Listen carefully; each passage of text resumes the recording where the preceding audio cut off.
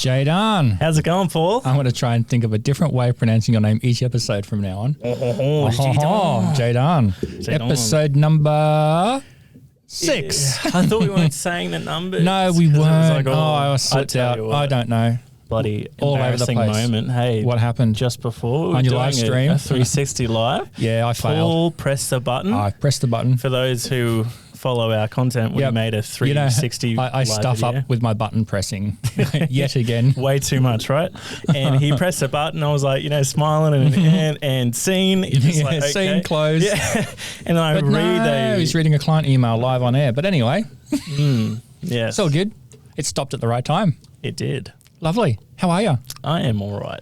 Given you are the all circumstances of the Oh, you're a bit email. rattled? I'm a bit rattled about Do you want that. to shake it off? Jump Shake on your it little off. trampoline? Yeah, I'm good. All right. So what have we got on the show? So we're going to talk about two things that we're very passionate about. So photography for you and videography for me, even though we're both passionate about both. I just thought we'd target our interest in the ones which we know the most about. Yep. So you're going to tell everybody about what makes a good photo. Yes, or what I believe makes a good photo, in my personal opinion. And vice versa with me. I'm going to tell people what makes a good video in my opinion and from my experience. So lead the way, man. Take it away. All right. So, question was, what makes a good photo? Well, I guess, look, it depends on the context of what you're trying to achieve. But what I believe makes a good photo is you've got to bring emotion to it.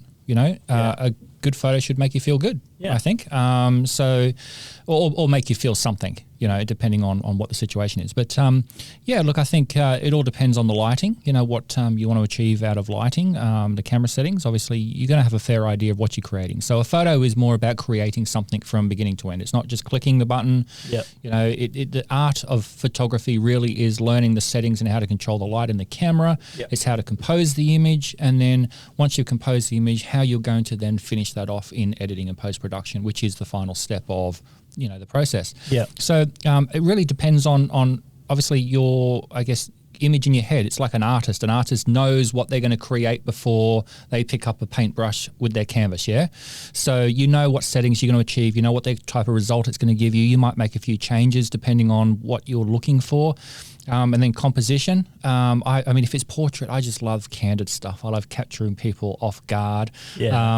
Street photography, because I love a little bit of landscape. When I was down in Sydney, I did a bit of landscape photography. But then when I'm walking down the street, with my long lens, I used to sort of stand back and get someone sitting on the corner or having a chat with someone, or some office workers having a smoke, and you capture that in the background. And it's really natural, and it just brings, that period of, or what's happening at that particular time, and you're snapping it. And I think that really makes a good, a really good sort of image, because you're not just getting people to pose and things like that. That could come, that could work with a lot of things. For me, I don't like doing too much, what would you sort of say, live photography, with people and direction. I mean, it's fun. I do that, but like posed. Post photography. But it's I love the candid stuff. I love the world ticking over, and you're just capturing that moment in time. And then the editing process. Whether you're going to make it sort of a bit of a happy feel depending on what's happening, or you might edit it in a way where it might feel a bit gloomy or sad or a bit emotional. What's that person thinking at that time? So look, there's a big process involved. But I would say what makes a good photo is those three things. Camera settings, composition, and your editing. I love that. Yep, that's perfect. Well, how about the new phone, the new phone, the update as well, how you can change people's expressions. I think that's a bit much now. 2012, Photoshop, is it 2012? No, it's the other way around, 2021. I want to say 2012. Oh my goodness, my brain gone back in time. Yes, they only just 2021. There we go. At least an update where you can make someone look older or younger. Yeah, I saw that video. Oh my goodness. Spin their head this way, spin their head that way, move their eye direction, everything. Yep. Isn't that just the most creepiest thing? It was creepy. I feel that Photoshop now is going to have a lot of people downloading it, and they're just going to be, what sort of wanging those sliders left and right. It kind of takes that, I guess, that candid feel away. Yeah, that creativity away. Oh, I'm going to make this person smile and do this. Yeah. Because they're too lazy to capture it in camera, so they're going to just, But anyway, look, I guess it's each to their own. That's what they want to do. But it's pretty cool, the technology. But it must be using some type of crazy 3D mapping, like After Effects can map surfaces into a 3D. Yeah. I'd say they probably applied the same type of technology into Photoshop. I assume so, because do you know how with that guy on the tutorial? Oh, when he moved his head? Span his head around and his ear grew. His ear, which wasn't in the original shot. Yeah. Now, for those who don't know, for us to do that prior to this new way, we'd have to recreate his ear. Yeah. Right? But pixel by pixel. Shade it and shadow it and shape all it. That colours, all that stuff. Dear. But with this, you just change the slider and it just creates it. Yeah, and it looks amazing. It looks bloody perfect. I don't understand that at all. But that's the world we're looking forward to. Is we'll be so lazy soon. We'll just be, zip. I know. So on that, Creative Cloud has a photography package, I believe, which uses Lightroom and Photoshop, which is pretty cheap. It's like $10 or $12 a month. Something like that. So if you're looking into getting into that post-production craft, then that's probably a good way to start and start learning that, because it is the industry standard. Yeah, absolutely. So enough about photo. Video, sir. Video. What makes a good video? Oh, I think everyone is keen to get into video, and there's all kinds of walks of life of people, what they do with it and how they want to apply it to their business or family or even personal stuff. So I have a few little hot tips that may help somebody who has a new camera or experience. People might just get some of my insight as well from my experience. So tips are good because it brings a different perspective. Everyone's got a different way of doing it, don't they? So it's just your version or the way that you look at it. Yeah. They might go, oh, geez, I never thought of it like that. So awesome. Okay. Take it away. So let's go for the people who just got their camera on their birthday, or they just had a baby and stuff, and they're more keen on capturing the content there. Yep. You want to move your camera to the perspective of the subject you're taking a shot of. Right. So, for example, let's put that in. Let's say you have a dog or a child and stuff, and they're playing on the ground and stuff. Instead of taking the shot from where you are, like up here, get down to where they are. See it from a different angle. That's right. Absolutely. Because when you watch that video back, and this applies for photography as well, you get to see the world from their perspective, from the dog's perspective, from the child's perspective. No, that's all good. So that applies for all kinds of things. So make sure to think about the perspective of the subject well, and not from yours. And the viewer. And then second tip, so let's go for someone who's more experienced, who wants to get into the pro world and get paid for media content. I'm going to go through two scenarios of content which you would create that uses all of the same gear, but it's just the way which you shoot it is different. So let's go for a gym and let's go for real estate, for example, because that's perfect. Relatable. Pretty common industries. So gym. So you think about, you are doing a promo for a gym. So what does the gym want, and what do people want from that gym? They want to feel like they want to be there. It's energetic, it's fun, it's communal. So you want to incite the feeling of I want to be there. Like, that sounds fun. Like, that sounds like I'm on a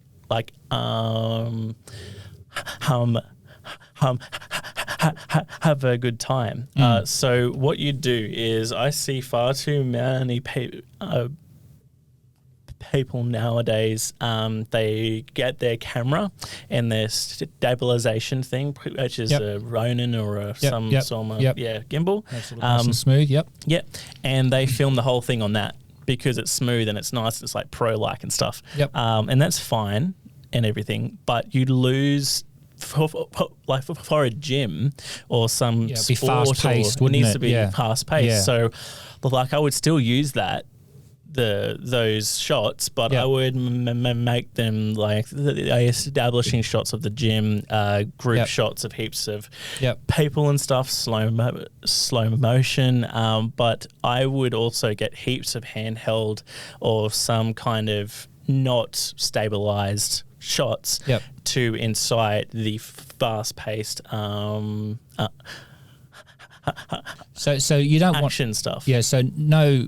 So you want sort of more natural movement handheld. I mean, we're not saying it's going to be sort of shaky, but it's going to be sort of more natural movement. Yeah, okay. So like if someone's like picking up a ball, you film it from the ball, like you go up and down with that ball.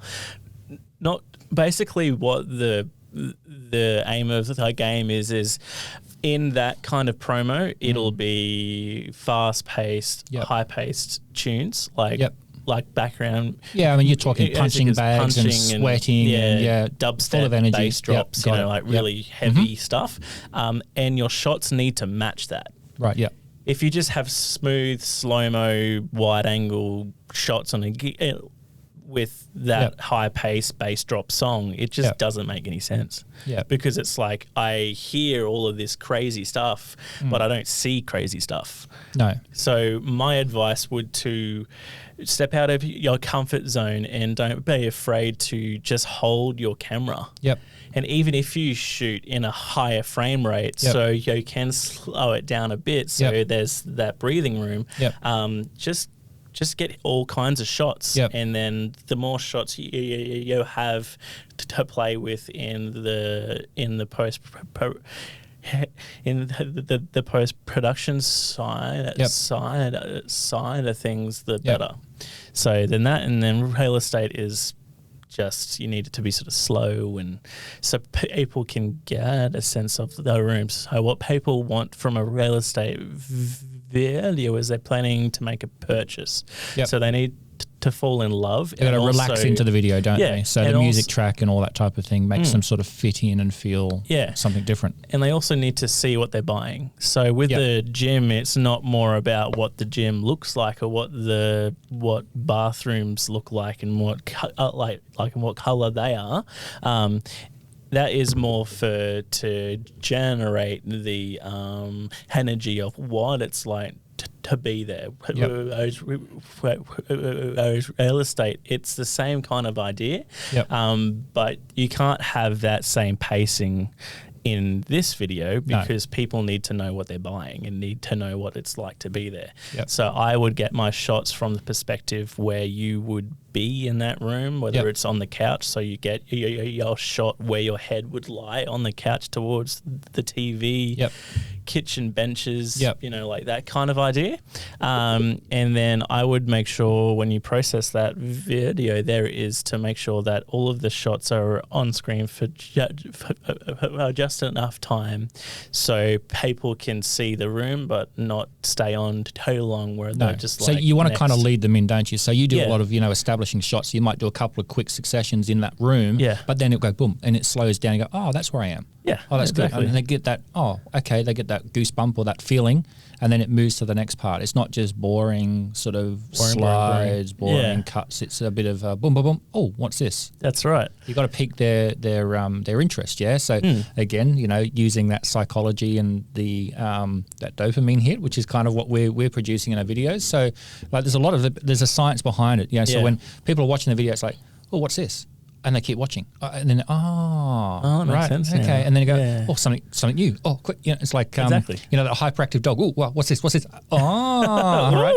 Next bit. So we tend to find that we can get a lot more engagement with videos, or get people to watch a lot longer than normal because they have that like little mini dopamine. What's going on? Yeah, and it leads them down that sort of rabbit hole towards the end of the video. I mean, we don't get them all the way to the end. I don't think many people can get them all the way to the end with those types of videos, but we do traditionally get people a lot further through the video, hold their attention a lot longer. Yeah, absolutely. Yeah. And so that is between gyms and real estate. It's all about pacing and the kind of shots that you take. So the takeaway from this is think of the perspective of the Yeah, so your three my three things is the perspective of the audience. Yep. And then don't be afraid to get more than one kind of camera angle. Yep. Whether it be wide, tight, slow-mo, normal pace, whatever. So keep your options open. That's Don't right. lock yourself in. Yep. And third is think of the application of your video. So is it a family thing?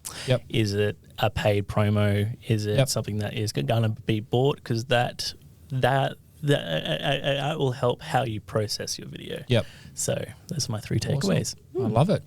There you go. So hopefully that people learn a few things. Yeah, we love teaching, don't we? Yeah, we want to do more of these tips and teach people more, because I think it's really important that we share. We've learned from other people, and I think we've got to pass that on as well. So yeah, that's awesome. All right. So you come up with a little bit of a fun segment. I did. You can introduce this. Okay. Do we need music for this one? We didn't discuss that, but we do. What coffee are we drinking today? Oh, our coffee song. Coffee song. Here we go. All right. Was this the one? Yes, this is it. So press the right button. Yes. Fort Coffee on Endeavour Boulevard in North Lakes. They are funky as hell. I think we've got coffee from there before. Yeah, I actually wanted.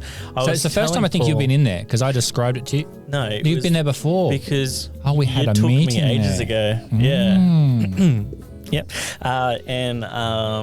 And yeah, great tasting coffee. It's specialty, so that they have all kinds of beans in there, and they get all new ones done. So got comic wallpaper on the roof or whatever it is, and it's they've got crazy. all these little trinkets. It's like really funky. Yeah, beautiful. There you go. Good stuff. So that's our coffee today. Now there's going to be a quick lighting change, so don't be alarmed. All of the lights will turn off for a brief moment. Here we go. We can use this for our truth and lies background music. I like it. So our segment today are two truths and a lie. So the aim of the game is Paul and I, we're going to have one each. Yes. Right? Each of us are going to say two truths. Yes, that's right. And one lie. So 3 statements. And whoever's not saying the question has to try and guess which one's the lie. Right. So who wants to take it away? I'll go first if you want. You go first? Okay. All right. Okay, so 2 truths and a lie. All right. Okay, so this one's about Facebook, social media. Yep. Okay, so did you know that there's 12 million or 79% of our population that spend an average of an hour and 44 minutes on Facebook? I believe that. And they spend 35% of their time on Facebook at work. I know, right? Hilarious. So for everyone out there that's working right now going, we just found Media Me on Facebook. Yeah, we know who you are. Yeah. So a lot of people spend time on Facebook. So another point. So is that your first statement? That's my first one. Yep. So the next one is 93% of companies are active on Facebook. All right. Yeah. And then there's 300,000 messenger bots. You know, the messenger bots that look like, how's it going? What do you want to do? Yep. So there's 300,000 of those. And 49% of users, right, like a brand page to show their support. Yeah. Is that your third statement? That's my second one. One of those are a lie. No. That's the first one. That's the second one. This is the third one. Okay. So 20 million businesses use Facebook ads, and their engagement is over 10%, right? Facebook ads have the highest cost per 1,000 out of all the platforms. So which one of those? So the first one was the amount of users. That's a lot of information to swallow, if I'm being honest. The second one was usage. And the last one was about business. Right. Okay. I'm going to go with my gut here. Yes. Say I have no fucking idea. All right. No. Okay. So the first one was the 35% of people who are on Facebook at work. Yep. And there's 79% of our population doing that. Like 79% of Australia's population is on Facebook, and 35% of them using it at work. That's the first one. Second one, 93% of companies that are active on Facebook have over 300,000 messenger bots, and 49% of public, users, general users, like those pages just out of support. Okay. That's the second one. Yeah. Third one, 20 million businesses are on Facebook with an ad engagement of 10%. So 10% of all the ads that you see, people clicking on, right? That's a lot of ads if there's 20 million. And it costs, and Facebook has the highest cost per ad out of every other platform. I would believe that. All right, I am just going to wing it and say the first one. There's a lot more people scrolling at work. A lot more. 35%, I reckon. No, that's true. Oh, okay. Which one's a lie then? So that one's true. So would you believe 79% of the Australian population are on Facebook? So if you think about advertising to anyone right now, right? Right? There's very few people that are on Facebook. Okay. Right? Yep. But 35% of them are using it at work, which means you could probably grab their attention at work using an ad, right? So that's true. We use Facebook at work, but it's for our work. So it's like, it's not all bad if people, it's part of their job, if they're doing stories for their cafe and stuff, like that's okay. Well, we'll have a fun exercise in a minute, right? Okay. In a minute at the end when you find out which one's a lie. We're going to go on to our let's do it now. Go on to your what is it? Hang on, there's an app, right? So if you've got an iPhone, go into your settings. Oh, your screen time. Screen time app. Right, so go to screen time. Yeah. All right, everyone. This is going to be a bit embarrassing, possibly. Okay, so is it called screen time? Yeah, screen time. Yeah. I think it's part of the health app, isn't it? No. So yeah, go screen time and then go see all activity. Go into the settings. Yeah, settings, screen time, and then click just below the graph there. It says I did this the other day with my sister, and it was embarrassing how much. Okay, so because we're in which one? So Facebook. What's your Facebook usage so far for the week? So if I do see all activity and then go Facebook, okay, here we go. Just scroll down; it will tell you. Okay, all right, Facebook. Oh, here we go. Yeah, first used after pickup. Which one? There you go, Facebook right there. Oh, we go week. Okay, here you go. All right. How many hours have you spent on Facebook this week? This week I spent 1 hour and 32 minutes. On Facebook? Yeah. For the whole week? Is it that one? Yeah, it is. Well, okay, so there you go. How much have you used?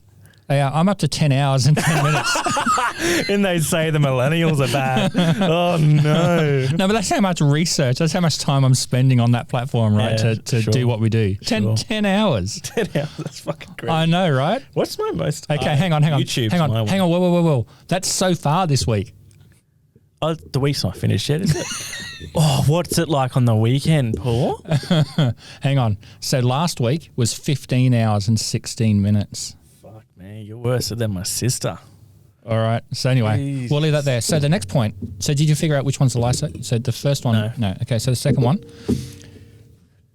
Which out of the other two, number 2 and number 3, do you think might be the? So the third one is 20 million businesses and show support. Yep. And then the other one is 93% of companies are active on Facebook. I reckon the second one. I reckon it's less. No, that's true.